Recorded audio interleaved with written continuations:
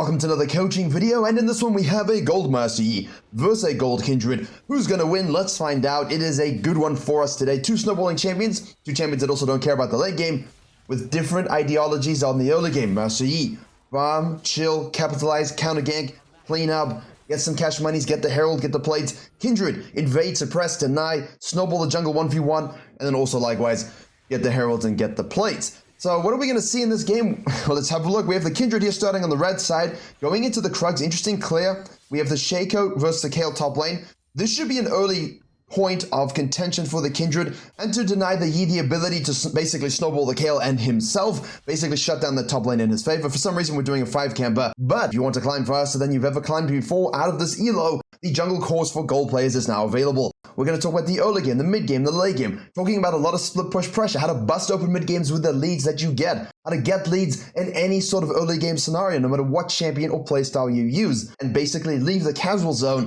to get into the platinum zone. Become diamond capable even. Get the gold jungle course right now. Climb 10 times faster than if you had to find the information yourself on YouTube. And just for those of you who are watching this video, 20% off. The best place to climb with courses and one-on-one coaching available only on virkayu.gg. So we're moving to the blue side here. The Kindred, interestingly, is doing this. So we don't know that from the Master Yi's perspective. I'm not entirely happy with the Kindred doing the full quadrant unless you presuppose that the Yi's going to full clear unless you can cut in and invade. Let's see if that's in the game plan here, but obviously I would have preferred to see the Kale move down, right? If you're the Master Yi, you see this, you know this. If you're the Kindred, you should see her go down and obviously place this ward. He's playing the lane quite well here, but we also have the potential here to gank the mid lane with this set's guaranteed CC. So I like the fact that the Kindred has a red quadrant into a split ganking option as well as an invade. So in that sense, there we go. We're going to flash in, we're going to get the slow, we're going to get charmed, we're going to take a tower shot, and we will die. So that was not good at all. This is what we call an overzealous gank. The Kindred decides, hey, this looks like something I should do. Decides basically with the set being level 2, which means he does have his W, he does have his E, obviously. A lot of sets take E level 1 for that, those cheese invades and so on.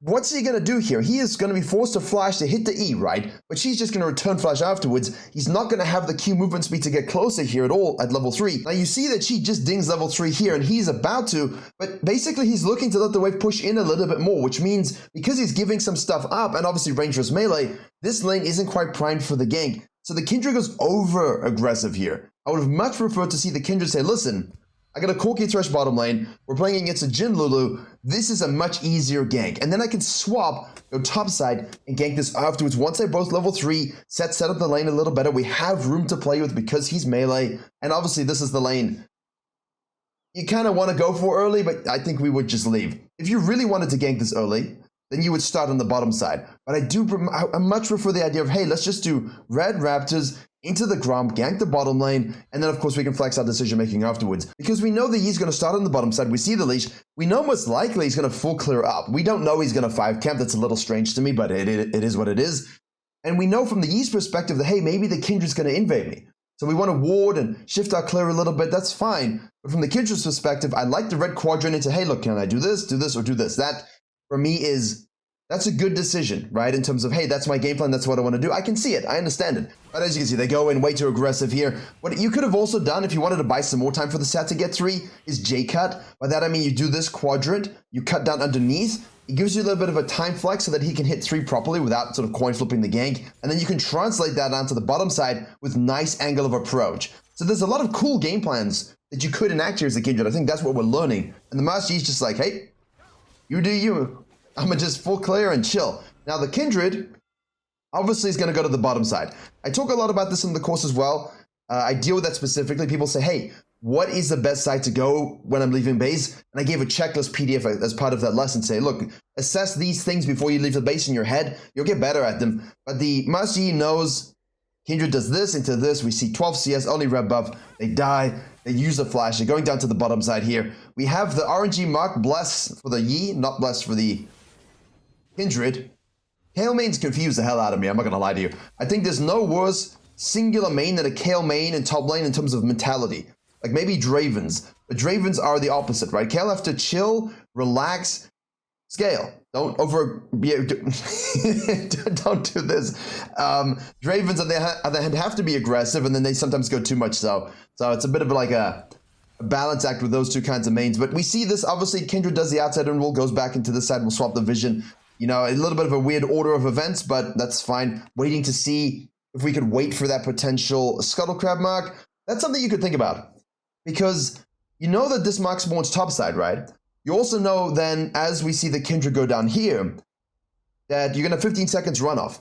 He will take it. 15 seconds later, you know it's taken. Cool.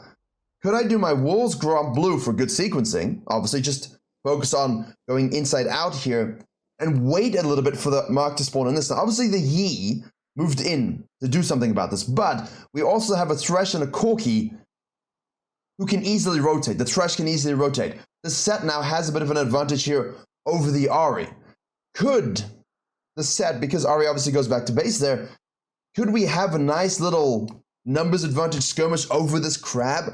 You could, but you'd have to trust your team where I think have a duo. If the mid's duo or the Thresh's duo, and you can kind of pre-plan this, wait for the mark to spawn here and then get it, you could do so, but obviously the safe advice is, hey, you know, snack this, pull back to your camps, and then kind of loop, do I gank bottom lane, do I gank mid lane, and so on. But that red quadro gank into the overzealous gank mid lane, don't do that. The Yi is doing what he has to do here. The Corgi is going to rocket jump in here. We have the Yi basically resetting and showing up, flashing in onto the Corgi. They get the flashback. The Kindred counter ganks finally.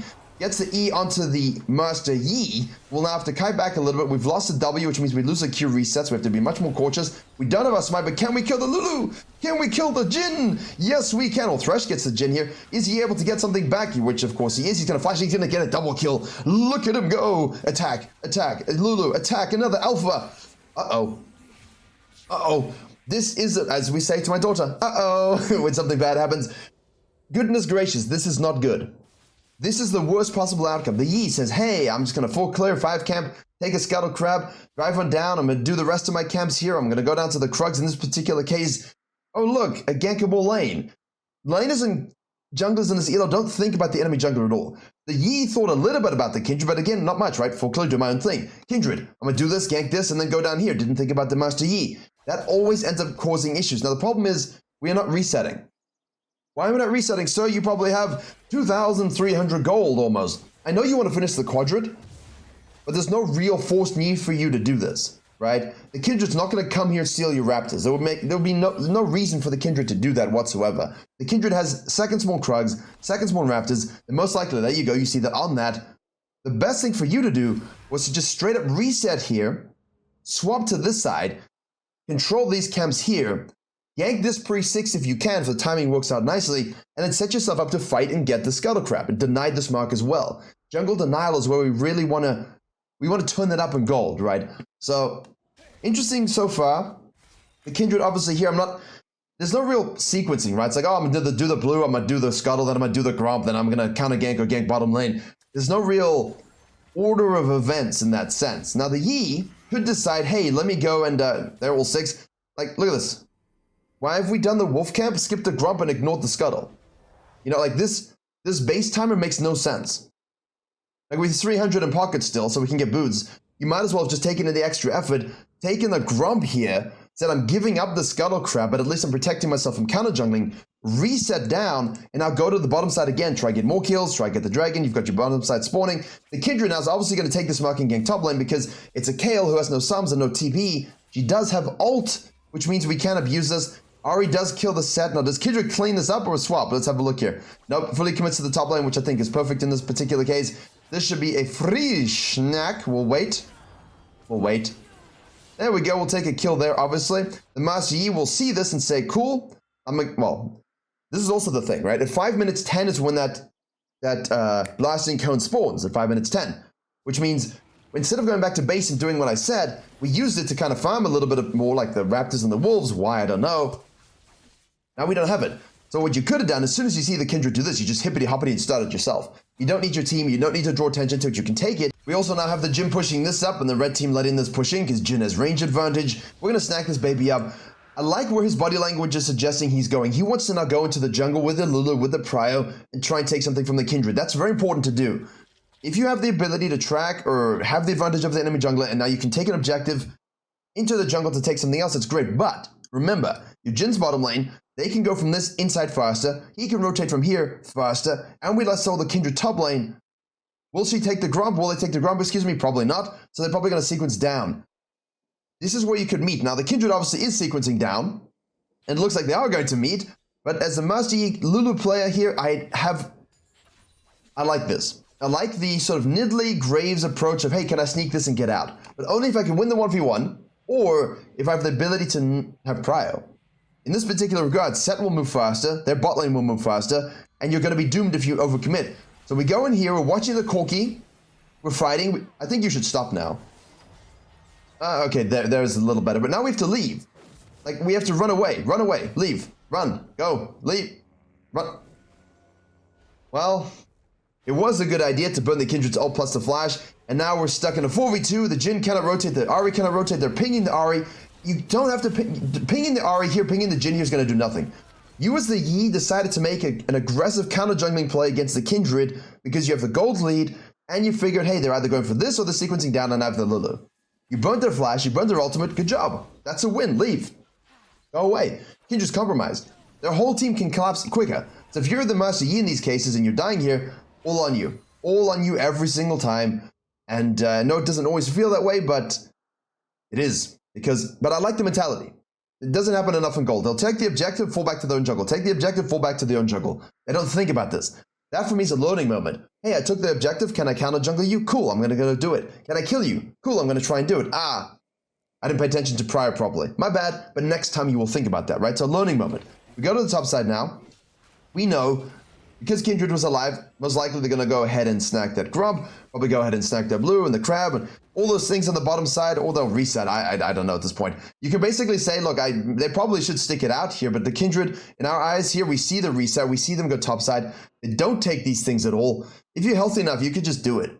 Because the Master Yi, basically, we know is going to reset and go topside. Because we know that the objective is off the map, and he had the red here when he died, so he's going to want this. He's also going to want the blue side quadrant because the buff spawned.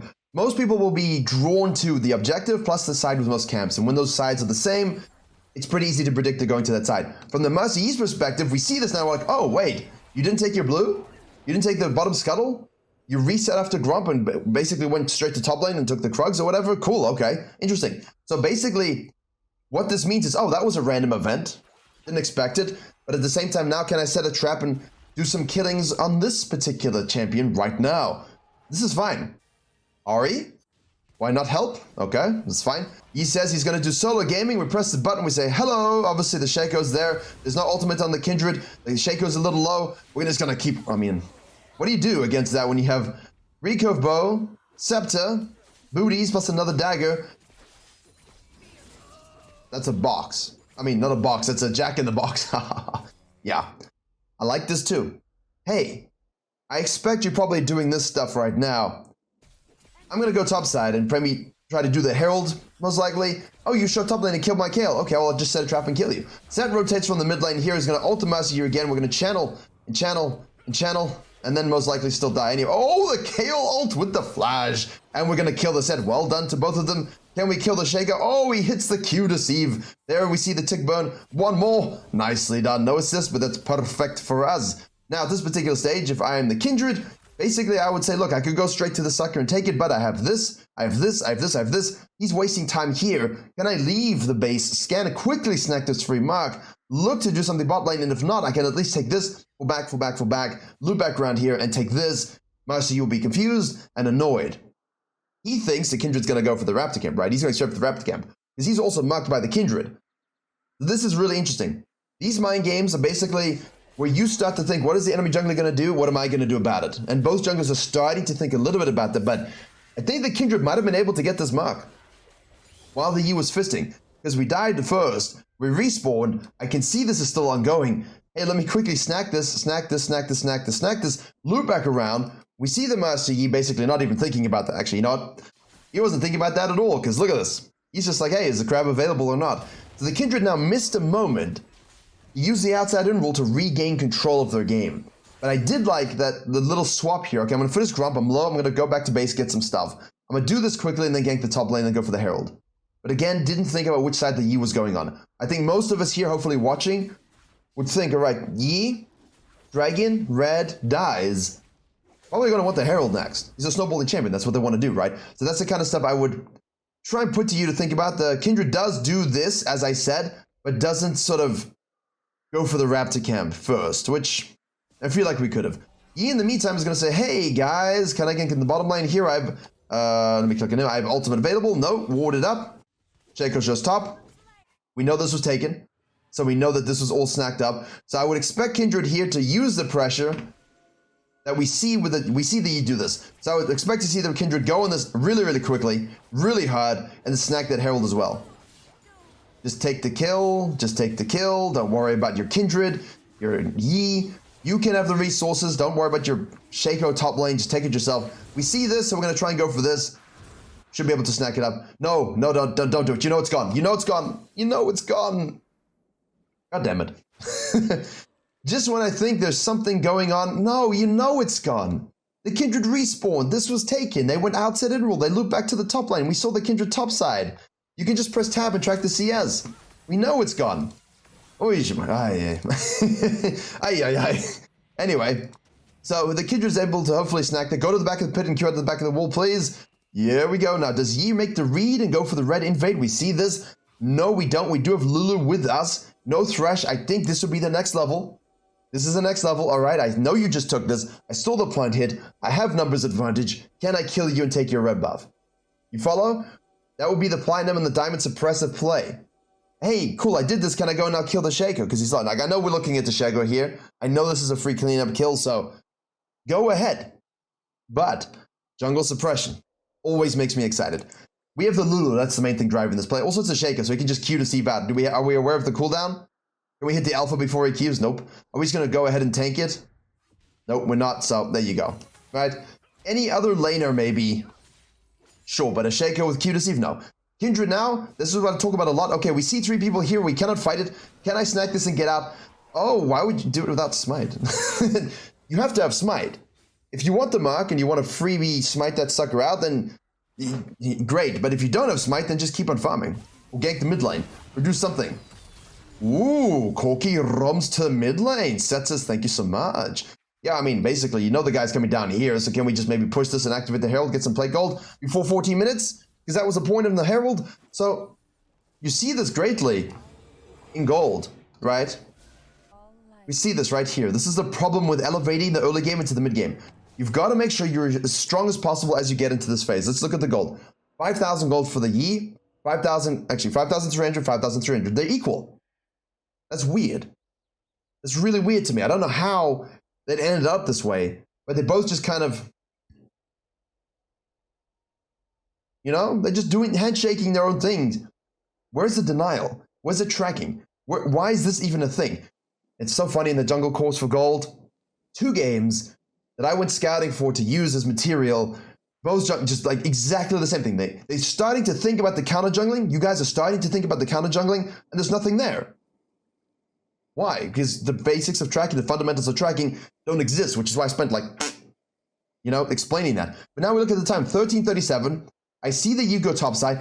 Take the red. Okay, quick. Can we go mid lane here? Can we do something mid lane? I know the wave is bad. I know it's an Ari. Does she have ult or not? Maybe I wasn't paying attention. Set, does she have ult? Can we just activate the Herald, please? Because we've got 15 seconds to get something on those plates. We don't have smite, so we can't snack the Scuttle Crab.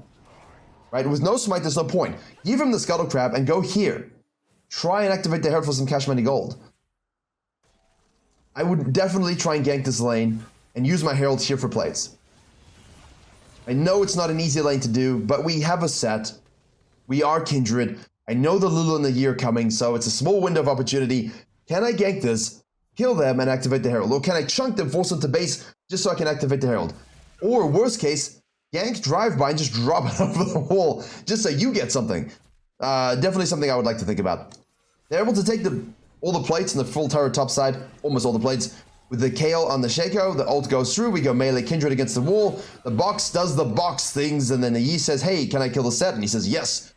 You guys want to see that? Of course you do. Set says, right, let me overpush. I'm going to overpush. Here we go. Lulu. You get the assist with the shield, Lulu. You don't like, you could have saved your ult. Like, you didn't have to use your ult. At least not there. Oh well. We'll take the W's. Now we active.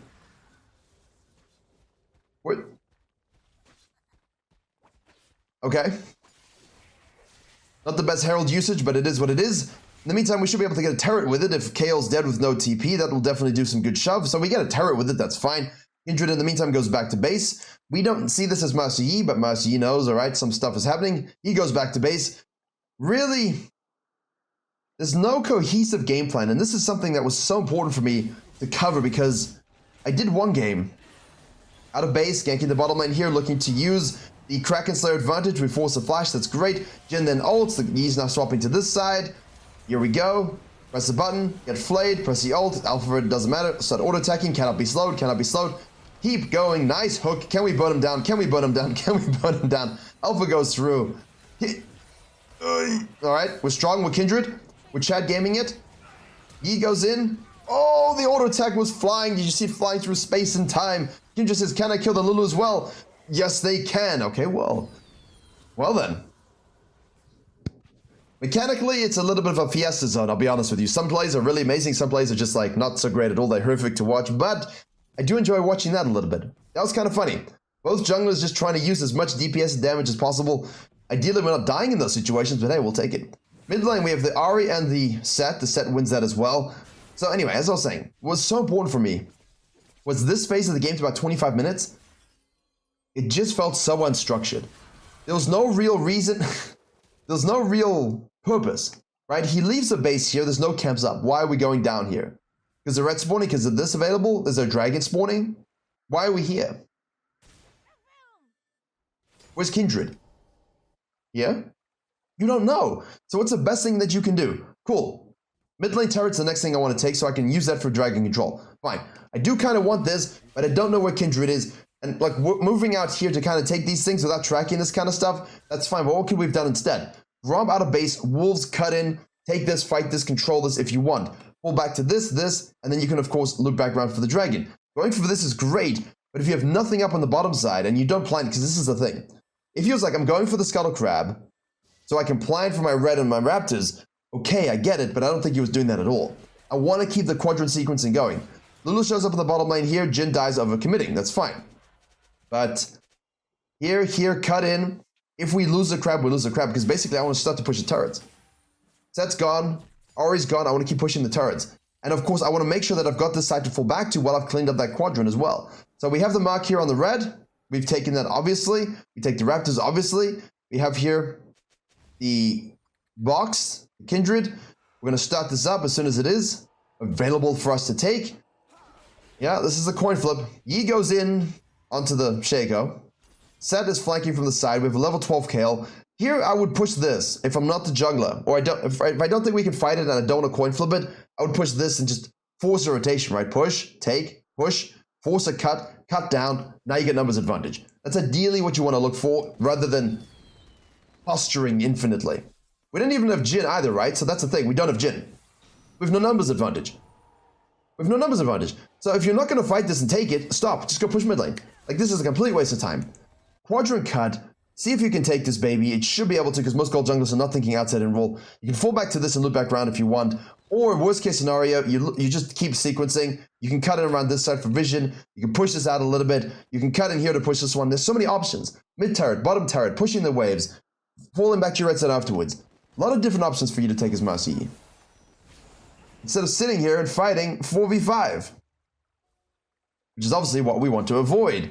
Again, like, Kale's like, fuck this amount.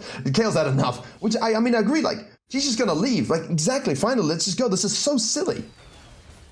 Set goes backline here, perfect. Kills the Jin again.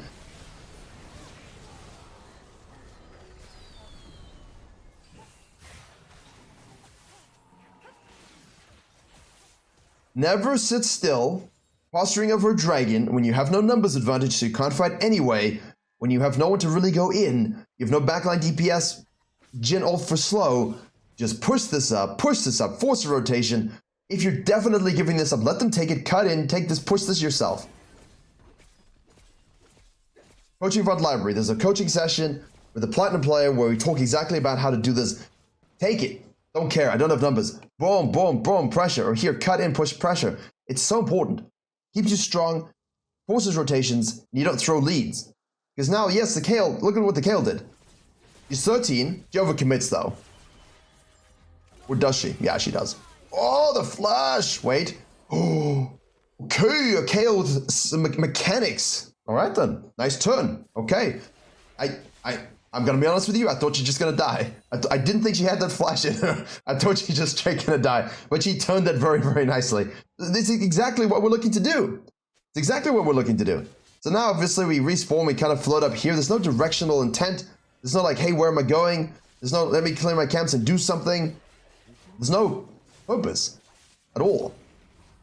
Let's speed it up then. Right, we go back to base again because we finally have Kraken Slayer. Obviously, we took our blue side quadrant. Now we see the Raptors, so we're going to go take the Raptors. Everyone else is grouping in the mid lane. Here, we finally taken that turret. Corki's in the bottom lane, so here you could look for the split push. Obviously, the Baron is the coin flip mistake here. Kayle then decides to overcommit. There she overcommits, and obviously she has no ultimate. So he says, fine, I better go to the bottom side here. The red team will say, okay, cool, we have a 3v5 in the mid lane. Corki rotates up. He has to decide, do I want to split push? You want to risk giving away the Baron. Because if you show bottom lane, as soon as you show bottom lane, you're giving up this Baron. Now that's okay if you say, fine, the Kayle's dead, we cannot fight this anyway, so then don't fight it. Push, push, just get something. It's okay to give a Baron up. Really. The reason they're going for this is because Kayle is dead and you show bottom lane. But can you even fight it at all? And if the response is, no, I cannot fight it, no, I don't have the ability to 1v9 this fight just yet, then get yourself resources so that when this Baron's finished and you have the next big fight, you can 1v9 it. Well, he did rotate for the cleanup, but I'm not going to results-based it because even if they win the fight there, it's just coin flip. It's just absolute coin flip.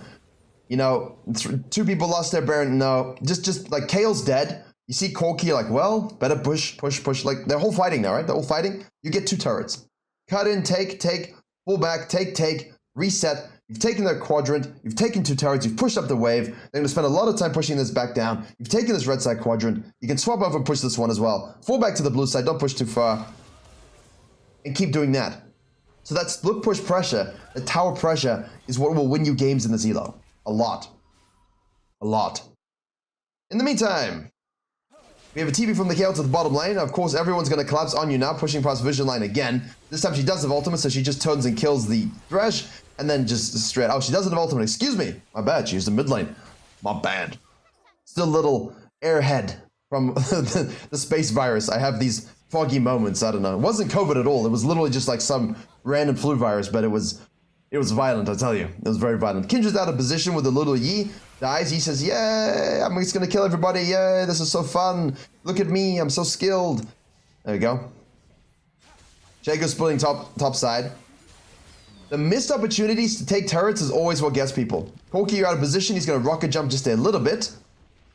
He's going to take that turret, push in. Of course, we have the next dragon up on the map. And now we push into the jungle. Scan to make sure we're not seen. Thresh shows up.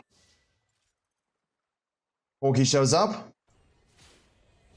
They're going to contest. They're going to fight. Kayle's... See, I like what the Kayle's doing.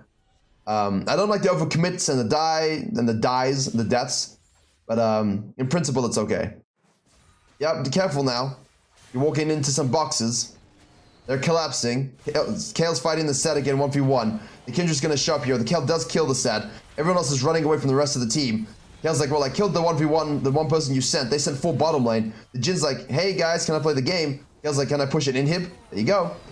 Split pressure. Don't die. Don't step up. You have Kayle doing the work. You have Kayle doing the work. See? The one with the macro is the one that will win. And it's not macro, it's just, hey, I'm going to push these turrets and these inhibs. Are you really overcommitting for this? I don't think we should do that. I think you should leave. Or kill him. What do I know? I don't know. I would leave. I'm a little bit more afraid of dying here with a dragon up. I don't think we should overcommit for this. So that's available too. I don't think that's worth. I don't think giving a shutdown, losing your flash and your ultimate is worth that particular scenario. My team sucks. No, but you could have just left. You could have just left this Kayle, taken all of this, push this if you needed to, back to base, go bottom lane now. Like, you don't need to die. Master Yi should be doing these things. He's 13, the Kindred's 14. He's not doing anything in these fights at all. Oh, I see someone out of position, but it's a Shaco. We are getting the dragon, though. Kindred shows up. Are you really going to try and contest this 1v3, Kindred? Again, loading to give things up. It's a silver residual tendency. Gotta give it up, because if you can learn to give things up like this up, the other dragon as well over here, so good.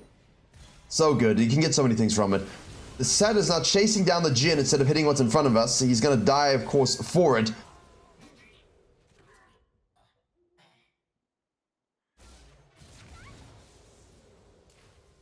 I mean, he's going to live.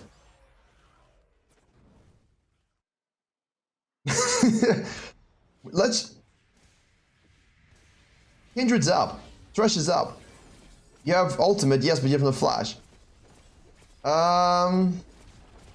Why? I get it. I get it.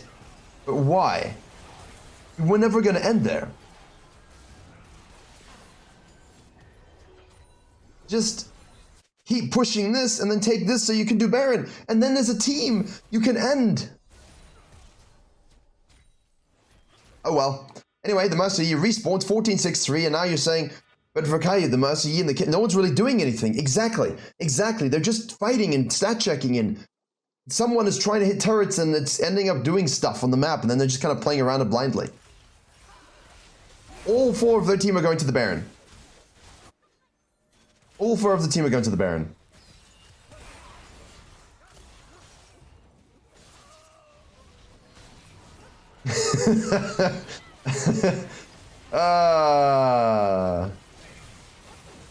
The Kindred actually does kill the Lulu, but the Yi gets a kill back, gets the ultimate extension, is going to heal up and channel there. The Jin is now able to ult, get some slows, gets a heal on the Corki, misses that one because of the little rocket jump as we move. It's not actually rocket jump.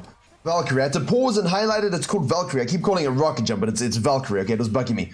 But we have supers pushing down the mid lane here. We don't have numbers to leverage that into a Baron at all. Kale's on the bottom side here, level 17. Shaker's going top side. Can we do something now and get the Baron, please? No. Yes? Kindred's dead. Kale, Baron. Kale, Baron. They have no jungler. Kale, Baron. This is my point. If you can solo Barons, or do Barons with like one duo, you know, the two of you, right now this is huge. Like, just go. Kindred's dead, go. There we go. So the snappy decision making is something that's really gonna make you guys improve a lot, I think. You know, when you watch this, you're like, oh, it's dragging out. It's like, yo, watch your own game, you'll feel it.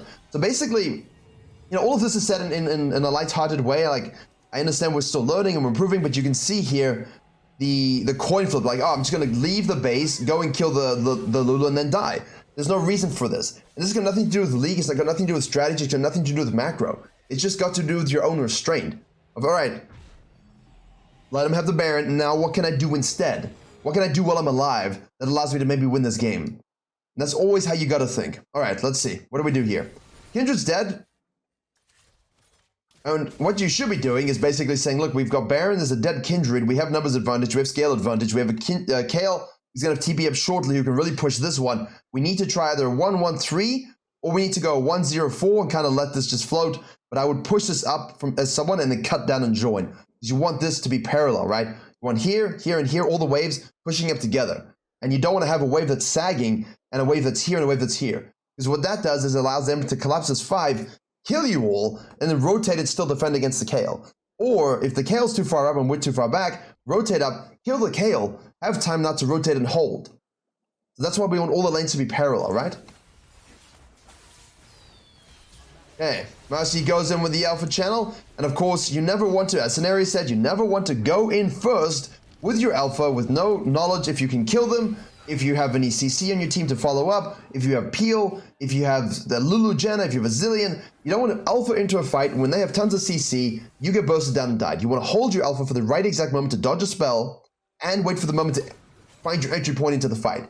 You're almost like an assassin in that regard. You don't just run in and Alpha stuff unless it's a prior target that's detached enough from their team that you can actually go in, avoid a crucial spell, kill them, and then chain kill, right? But if you're just going into 4 or 5 people with an Alpha and they have CC, they're just going to wait for you to come out, CC you, and kill you. So you can't do that. Daenerys has always said that, and the Master Yi video I made on the main channel where we broke down his tips and concepts, That's what we talked about quite a lot. Like when to just be patient with your fights, patience with your engages. I know we don't really have anyone for that, but then flank, look for different positions. Look to push into a cut so you can get onto the back line. Wait for Thresh to use his spells. But I know it's not easy. You do have a Lulu though. Kayle again overcommits, gets this and dies. What am I witnessing? Witness me, says the Lulu. I am the hero. Alright, now we've lost numbers again. Just keep getting yourself strong as much as you can, guys. Just keep getting yourself strong as much as you can. Kayle's splitting a lot. What can we use the split for, though? Like, I know she's splitting and dying like a bit of an idiot, but couldn't we just be pushing this up or pushing this up? Like, just try to play around it as best you can. If she's going to push, use the pressure, she dies, back off. She does it again, match the pressure somewhere, she dies, back off. You'll still get a lot of things back, but yeah, it's messy. It's messy. That's why I made the course, because this is exactly what it looked like in all the games I scouted for gold. I was like, right, how do we provide frameworks and solutions to these kinds of games so you can close by 30 minutes? Pristine up your early game, and then here are the mid and the late game tips that will help you. Dekka's holding that. They're pushing mid lane because they see the Yi in the bottom lane. He's catching this as much as he can. We're at, what are we at, 5 items? So we got one more to go. Probably a GA is going to be necessary. Very necessary. Because the thing is, every time you take supers against that comp, you're just giving them free stuff. Kayle doesn't take it. Yi does take it. A little bit of friction between these two, I think. Now we're basing as the rest of our team is out. Yeah, I'm okay with just a bit of like farm and push and patience here. Wait for the Baron. Just wait for the Baron. He shows up here. We've got the BF sword as well. Did we get a pot? We have enough for an elixir. I'll get an elixir. Careful here. We see the Thresh. Warded. Get out. Watch for the hook. Wait for the supers to push. Use that positioning that you have. There goes mid lane here.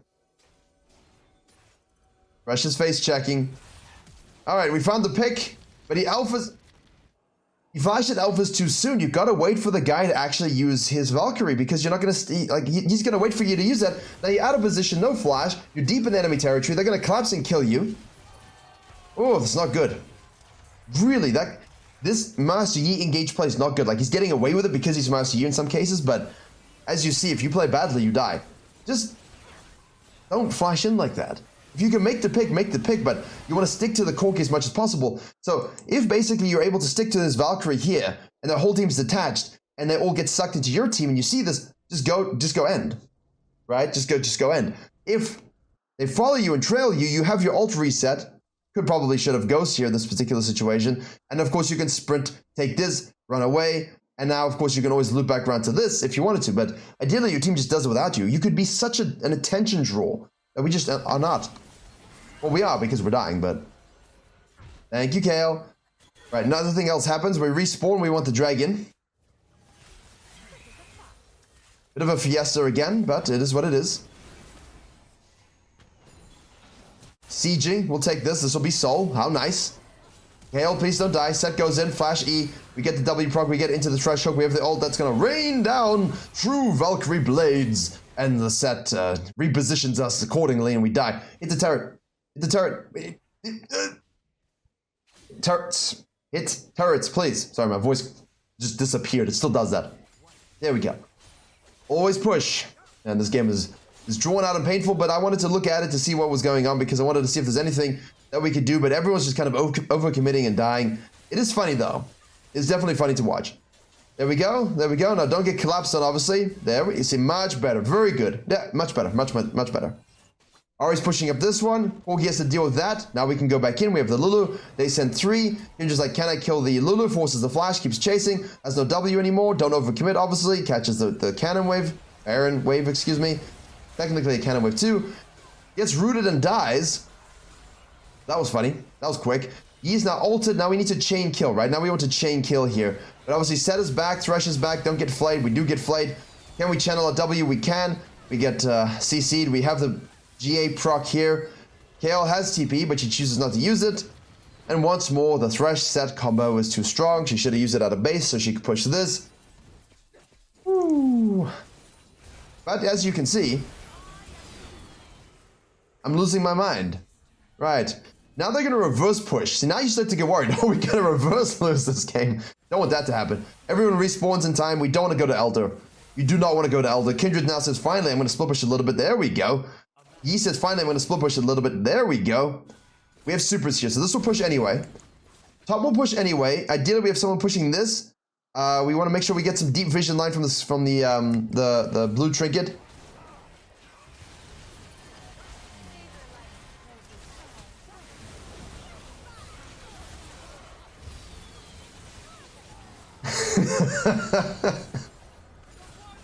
Oh my goodness gracious me. Oh my goodness gracious me.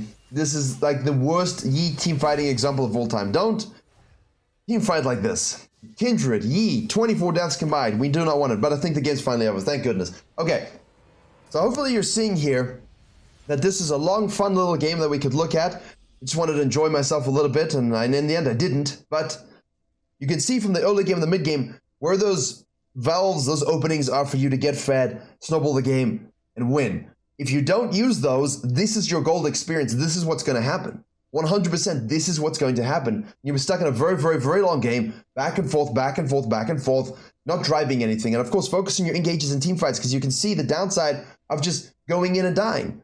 Anyway, Gold Course will help solve every single problem you have in this video. Click the link below to find out more, and of course, try it out. Let me know what you think. Thank you very much for watching, and as always, I will see you all in the next coaching.